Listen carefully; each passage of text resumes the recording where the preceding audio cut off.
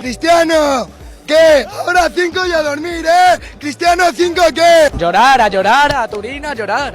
Ya está, 2-0, ni manita ni nada, 2-0 y fuera. On nights like this, football stops being a sport. The stadium lights in Turin cut through the cold Italian air, illuminating 40,000 faces that carried the same fragile mixture of hope and fear. The Allianz Stadium was alive, but beneath the noise there was tension. Juventus needed something extraordinary, and Atletico Madrid believed they had already killed the story. 2 weeks earlier in Madrid, inside the hostile walls of the Wanda Metropolitano, Atletico had finally experienced something that felt like liberation. For years they had lived in the shadow of one man, finals stolen, comebacks crushed, dreams dismantled. That man was Cristiano Ronaldo. During his reign at Real Madrid, he had become Atletico's recurring nightmare. He scored in finals against them. He eliminated them in knockouts. Every time they thought they were ready, he was there waiting. But this time was supposed to be different. Ronaldo had left Madrid. He no longer wore white. He no longer had the same army behind him. He was 34 years old and playing for Juventus in a new league, in a new system. Atletico believed it too.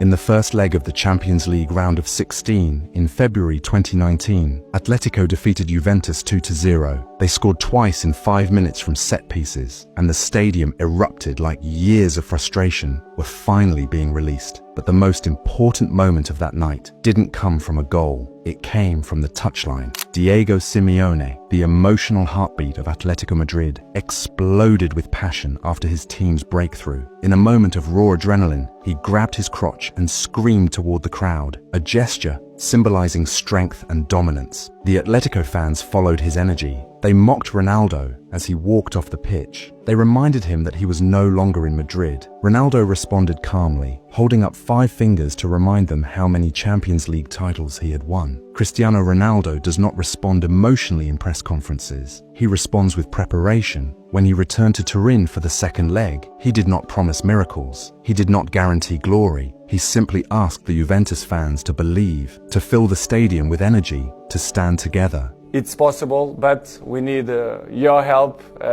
Make the stadium good, beautiful, be everything together, everyone together. The build-up to the second leg was filled with quiet confidence from Atletico Madrid. Statistically, they had every reason to feel safe. They were one of Europe's best defensive teams. They had conceded almost nothing in recent matches. Juventus had never overturned a 2-goal first-leg deficit in Champions League history. But history has never intimidated Cristiano Ronaldo. When the match began in Turin, Juventus came out with intensity that bordered on desperation. Allegri adjusted the system, pushing more bodies forward. Atletico remained compact in their trusted 4-4-2, disciplined and organized. Early on, Juventus thought they had the perfect start when the ball found the net, but the goal was ruled out after a foul was detected on Jan Oblak. Atletico grew more comfortable as the minutes passed. They slowed the tempo, they absorbed pressure. Then came the 27th minute. Bernardeschi received the ball on the left flank and delivered a looping cross into the penalty area.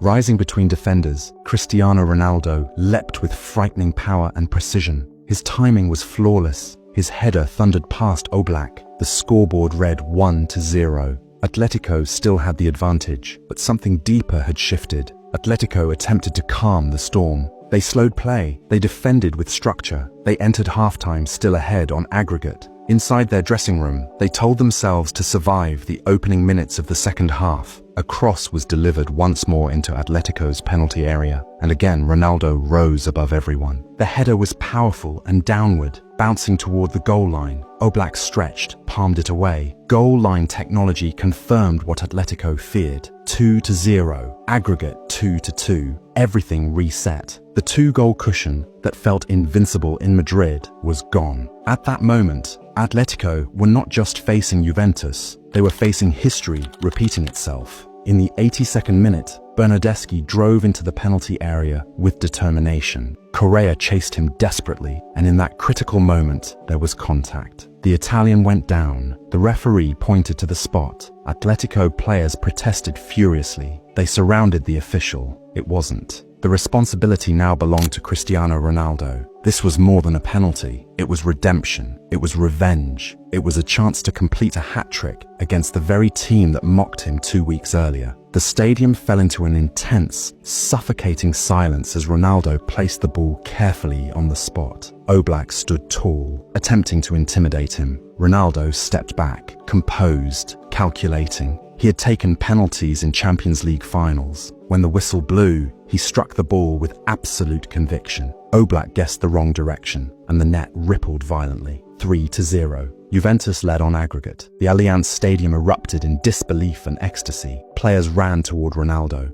Fans screamed themselves hoarse. The comeback was complete. Atletico Madrid, who had celebrated with arrogance in the first leg, now stood frozen. The man they had mocked had dismantled them almost single-handedly. When the final whistle finally blew, it was not just a victory. Cristiano Ronaldo turned toward the crowd and recreated Diego Simeone's gesture from the first leg, not in uncontrolled rage, but in deliberate response. You celebrated too soon. You underestimated the wrong man. That night in Turin became one of the greatest individual Champions League performances of the modern era. It was not just about goals. Atletico Madrid did not lose because they were weaker tactically. They lost because they awakened a competitor who feeds on disrespect.